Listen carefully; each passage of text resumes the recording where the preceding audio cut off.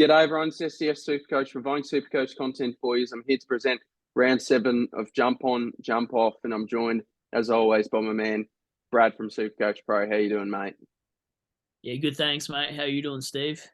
Yeah, not too bad, not too bad. No work tomorrow, so I'm pretty happy about that. So just having a few sneaky ones. I'm pretty sure my subscribers think I'm an alcoholic at this point. I promise you I'm not. It's just convenient. I keep drinking during recording. Sorry? So did you go to your AA meetings tonight? Mate, nah, not yet. Nah, we'll cross that bridge when we come to it.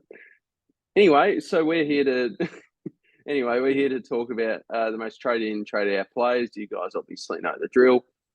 Make sure you like and subscribe to the channel, of course, and also to Brad's channel.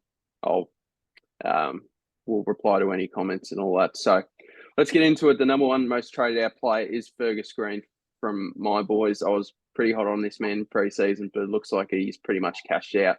Done his job very nicely though. Made 160,000 for us, but now with Mitch Lewis as the number one main target at Hawthorn, I think that scoring has really affected him. I think Mitch Lewis's impact has really affected him. So I think he's a pretty clear. He's not a clear trade out. Maybe you can give him a go for another week to see if he can do right against Freo, who are struggling at the minute. But if you need to find some cash, he's clearly the guy that you can easily trade out. What do you think, Brad? Yeah, I think he's trade out as well. They're just not looking forward in their forward line for him anymore with Lewis back, as you'd mentioned. So that's a big red flag. I think he always is 20 points off his score from here on out because they're just not looking for him as much. So I think he's a trade out as well, mate, with the break even of 60 odd as well against Freo. So he's off for me. Yep, fair enough. I'm probably going to cut ties with him this week myself. Matthias Philippou is a guy where a lot of people started him. I didn't, but he's made some solid cash. But at an 84 break even, I think it's time to cut ties. I mean, maybe you could hold him for one more week against North Melbourne, but you're banking on an 84 just for him to stay in price. So I think it's just time to let him go. What do you think, Brad? I'd let him go based on his score dropping, but also his time on ground has been pretty low the last 3 weeks. So he's a trade out, although their fixture's pretty good. I just think you're just playing the break-even games with these rookies, and he's one of the ones that has made enough cash, and you just got to get rid of him now and hopefully make a downgrade this week for him. Yep, exactly. Now at number 3 is Will Setterfield, and I won't speak too much on the bloke. He's he's playing a little bit more half-forward wing. I think he's playing injured a bit. I think he's had a couple of knocks and all that sort of stuff, but at 428,000, his break-even's 116, I believe. I think he's a definite trade out. I think he's a must trade out of everyone here. So what do you think, Brad? I think he's absolutely gone if you have him. Yeah, he's a must trade out for me as well. I'm getting rid of him this week regardless for a Clary or someone like that. But his CBAs is still the same throughout the first 7 rounds of the season. But yeah, for some reason, I think the same thing. As soon as they said he was injured a couple of weeks ago, I just think he's never gotten over it. He's just never looked the same. So I'm a definite trade out. And if he bites me, I don't care because I think most of the competition is going to jump off this week anyway, mate. Fair enough, mate. And at number 4, it is Ruben Ginbey. Certainly a bloke that's done his job, but playing more as a half-back where he's not getting... you're laughing. Yeah, I was laughing at the beer coming up. Yeah. I was like, just midway through talking. You can probably hear it in the mic anyway. So Ruben Ginbey, he's playing more halfback, not getting as many tackles. So I think he's a pretty clear guy that you could hold, you could trade. What's his break even? Should have done my research. 61, he could hit that, but he's certainly not hitting the heights as he did early in the round. So if you need the cash, I think he's easy to get rid of. What do you reckon, Brad? I'm a little bit on the fence with this. He plays Tigers, and we're actually doing really, really bad at the moment, as you already know. But I listened to the pre-game show, and Simo was saying he was going to do a role on Cripps, which was actually tempting to field him this week. But it looks like the negating role, if you hear Simo in the sort of whatever it is before the match, if he's doing a following role, I'm actually not interested. But if they say he's going to be playing down back, in the pre-game, then I'm actually probably going to field him. So I'm really going to listen to that game closely because we play him. But it actually really depends because it just seems to be his score correlates with if he plays down back or if he plays in the midfield. So I'm a hold against the Tigers at break even with 61. I think he's not a bad player to loop because he's got the second game early in the round. So it's probably the first time we disagree. I'm holding him. I think there's a lot worse rookies this week, but I wouldn't be hating if you got rid of him now. Yeah, that's fair enough because I just think the tackles are down a bit, but I can totally understand the matchup against Richmond. 61 is certainly a good option to hold or move if you've got more pressing issues. Number 5, Lockie Cowan. I don't see him getting back in the side anytime soon, just due to Chin Cotter just doing extremely well at this point in time. Carlton are looking for wins. They're not looking to develop young blokes at this point in time. So I think he's going to have an extended stint in the VFL, and I think he's a guy where if you can, just flip him, or maybe you can just hold him and wait for a good cash gen guy to pop up and you can make 70 or 80k there. So ideally you can trade, but with him not dropping in price or anything just due to him not playing, you can probably hold. What do you reckon, Brad? I think with the actual backline, perfect this week, I'd actually downgrade him to Chinkota because they're in the same line, and you're going to make 70, 80k off that, even actually more because he's 102. So you're going to make 100k off that one move by going straight down to Chinkota. I'm not sure if we're going to have any rookies that are going to be worth trading down to. Weddle's 138. So I think if you're doing Cowan, it's got to be this week for Chinkota, mate. So perfect. Yep, perfect little swap there. Now at number 6, Will Phillips, another bloke that isn't really getting a game. And look, to be honest, I don't think he's going to get a consistent game anytime soon. To be fair, he's done his job, 111,000. That's not that bad. So he's done what he needed to do, but he's certainly a bloke where I don't think he's going to be playing much. And I think he's a trade out. And look, he's probably more appealing trade out than Cowan because at least he's got a little bit more money on him, a little bit more beef to him. So I think he's probably more of an ideal trade out at this point in time. What do you reckon, Brad? Yeah, I think he's a trade out too. I think you just got to get rid of these guys, and he's one that doesn't look like he'll get a game anytime soon. So trade out as well, mate. Absolutely. Keep getting notifications on my phone.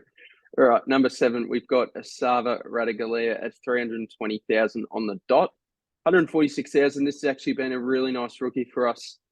I'm personally going to hold this week. I can understand if you want to jump off if you're dying for the cash to upgrade, but I'm going to hold him for one more week and just see how we go with. Maybe it was just a down game against Essendon. He dropped a couple of easy marks and that sort of thing. Just wasn't really his best game. See how he goes against the Crows back at the Cattery. So I think I'm going to hold, but you can, if you're looking for cash, then he's a guy to trade out. So he's a fairly reasonable jump off. What do you reckon? But also as well, before you jump in, Brad, at least he's got ruck cover as well. So ideally, I'd like to hold him for the whole year, but looks like we're just going to need the money. So he's probably going to have to get traded out at some point if anyone has him. So yeah, what do you think, Brad? I'm a hold at this point as well. I'm sort of tempted though if Teague gets named for a third to put him as R3, but not actually get rid of Radaglia. He's got a good run coming up as well. He's got Adelaide, Richmond, and I think Freo was the third game. I probably wouldn't field him this week because he'd probably be on Tom. What's the guy? Tex Walker. But yeah, I think we got to hold him as well because Geelong got the friendly buy, so he'll cover you for any ruckman that you have that's not Jared Witts. So I think he's a definite hold just for the buy purposes at this point anyway, mate. So yeah, hold for me as well. Yeah, it's another very good point. He's got a very nice buy indeed. Yeah, ideally you can hold him until then. So I totally understand that. Now at number 8, we got Darcy Wilmot at as the 8th most traded out player. Oh, it happened again. I'm trying to drink water. So Darcy Wilmot at 263,000. I think he's a bloke.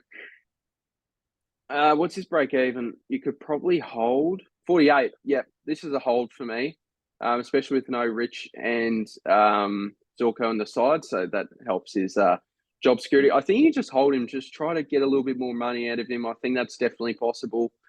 I think maybe he might be more of a halfback role without Daniel Rich in the side for a few weeks. Now, another thing as well, I know he's not on here, but Connor McKenna, if you do have Connor McKenna, I would hold while Daniel Rich is out of the side for the time being. So I would hold Darcy Wilmot for now. He could probably still make another 20K or whatnot. So what do you reckon? Yeah, I think you hold him, but I wouldn't be saying no to chopping him early, because you just seen then, beside his 12K price rise this week, he'll only make you, an extra 10K every week. So it's not going to be the difference between an Oliver and a Parish per se. It's just, yeah, if he fits your play that you need to bring in this week that's got a low break even, I'd just do it and cull him, because you might have him making you 10K, but the premium you might want to bring in might make 30K this week because they go big and they've got an easy matchup. So I'd probably cull him at this stage, to be honest. I just don't think he's got enough cash to make. I think the only one that benefits from Rich is actually McKenna, who takes kick-ins. I think Wilmot's pure wing. So job security is not too bad anyway. I don't think he's going to get moved out of there, but I just think his wing role the last few weeks have been pretty poor scoring, and they just towed up on Frere. Everyone got in on the piece. So I'd probably actually cut Wilmot, but there's a bit of a difference between us for once. Yeah, a bit of a disagreement there. That's fair enough, mate. So we can understand that. So, but definitely if you've got McKenna, I would hold. I wish I kept him now, but we can't predict injuries, unfortunately. So Liam Jones, his break even is 68 to my knowledge. So, yeah, he is a bloke you can easily ship off. 78K, probably not as high as we hope for in terms of making money, but I guess he's a couple of years older and maybe we should have seen that coming. But he's been a solid on-field scorer for the time being. So what do you reckon, Brad? For me, I think he's a clear jump off. Yeah, I hate him now. He's a jump off. I'm sick of owning this bloke, and he's only made me 78K. He's given me some nice 80s and then some stupid 40s and stupid 50s. I thought we pulled the wrong players for him. I hate him. Get stuff, Liam Jones. I hate you. You're out of my side as well. So done. I respect it, mate. I respect it. Good on you. Number 10, Alan Davey. I reckon he's a hold because I'm interested to see what Essendon do with changes this week. I think there is a chance that Davey comes back in the side for just one more week and can maybe just give us maybe 10 or 15 more K before we can ship him off. So I think you hold Davey for now because at least you know that Essendon is still willing to play this young kid, and obviously he's got a lot of talent. So they want to keep pumping games into him compared to Cowan, where Carlton are just dying for wins on the board. While Essendon it doesn't really matter at this point in time. I think Brad Scott's pretty much flagged that throughout the year where it's going to be a development year, that sort of thing. So I'd hold Davey. Yeah, just for the time being. What do you reckon? What's his break even? I haven't seen it. Do you know? 33, I think. 32. So if he scores Yeah. a 52, he makes 10 more K. You'd probably get rid of him for Chincotta then, really. Apart You from could, that, I guess, yep. yeah, like he's only going to make you 10K a week. I think it's the same problem as a Cowan and players like that, where you can probably just get rid of them if you really need to, and worry about the rookies that are good during the buys and hold them. That will actually give you decent cover. But 30, 40 points is nothing to hold over the buys for me. I'd probably chop him actually.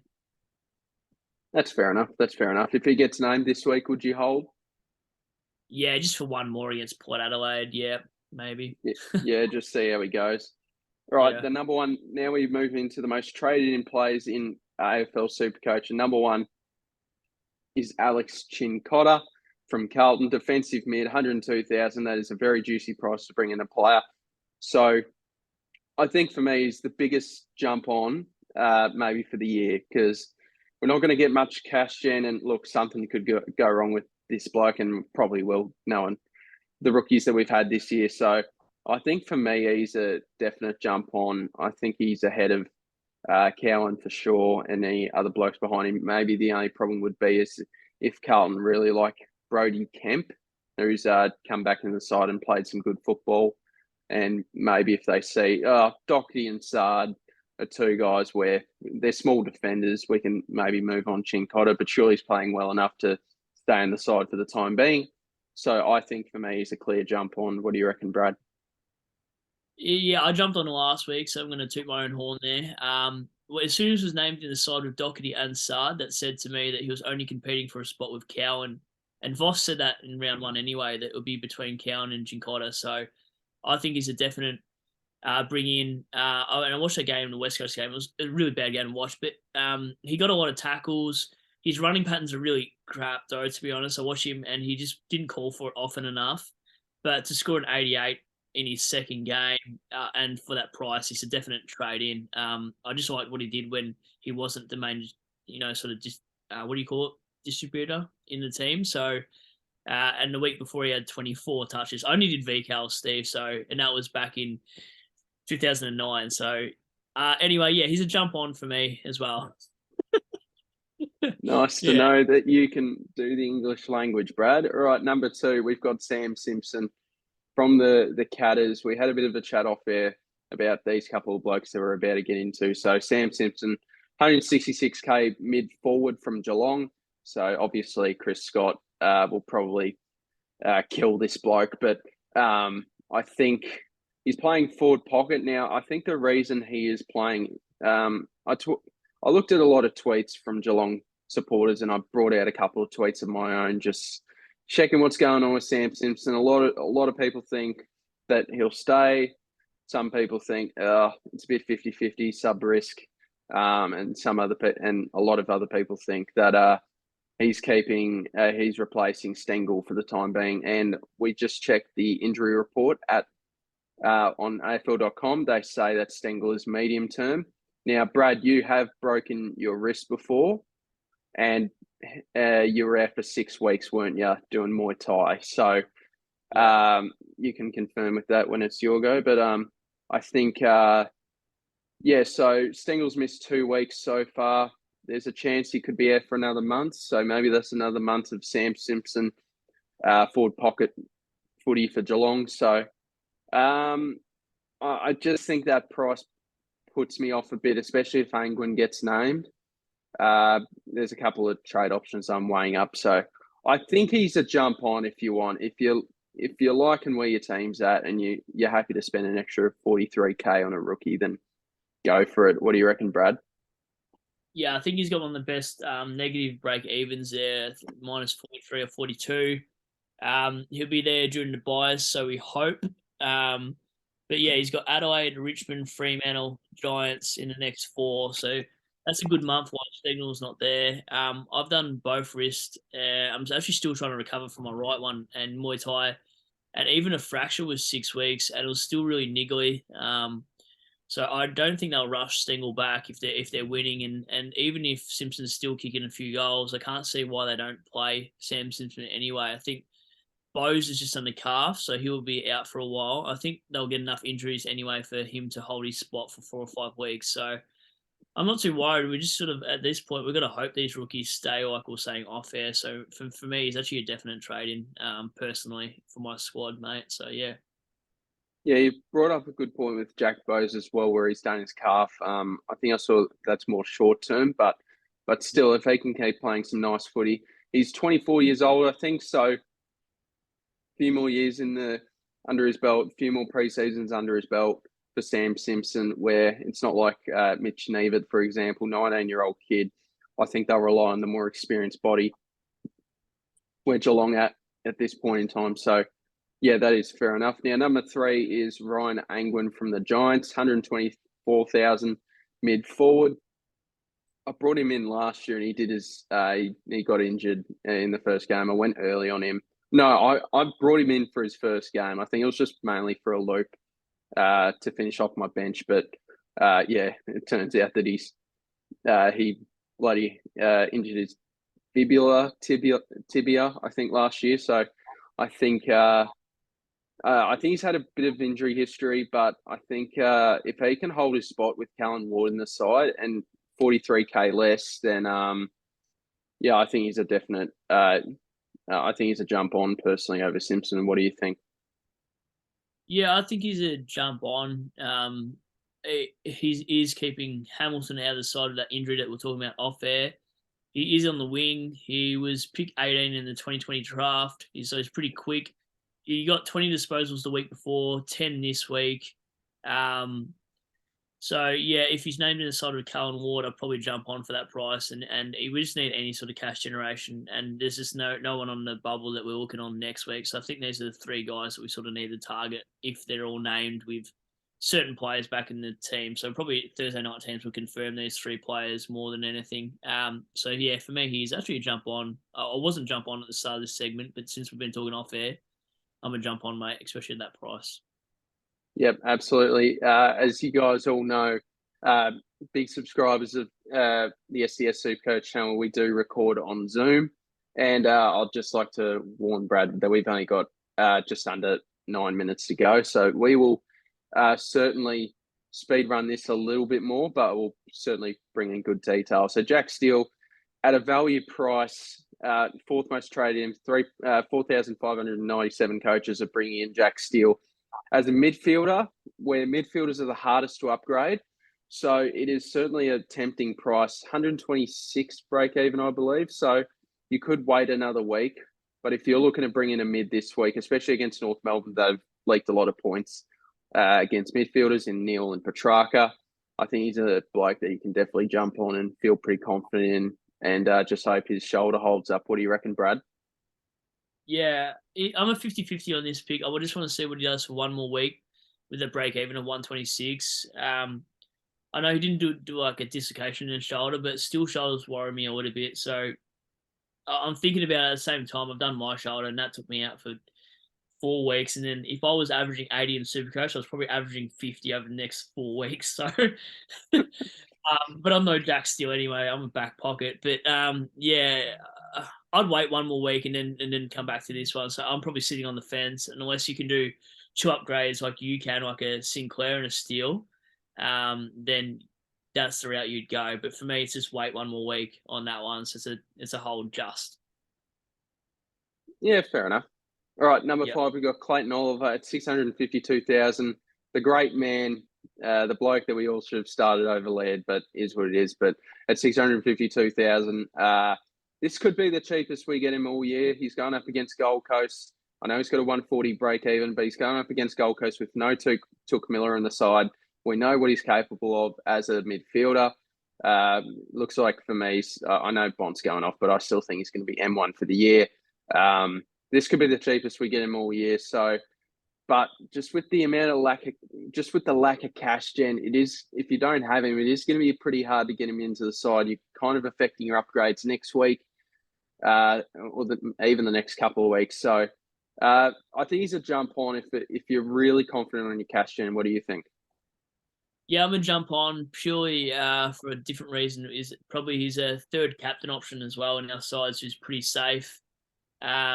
And I just don't really like the players below him. They're like not 100k cheaper. If Cripps was 550, maybe I'd all get him instead. But there's no one at his price that can even come close. Like I'd rather at this point, I'd rather Oliver over Dawson, because Oliver's not going to drop 70s like Dawson can. So I think he's just an important player to grab. He's owned by 47% of the team, and as we were saying, he's probably going to be owned by 50% of the competition.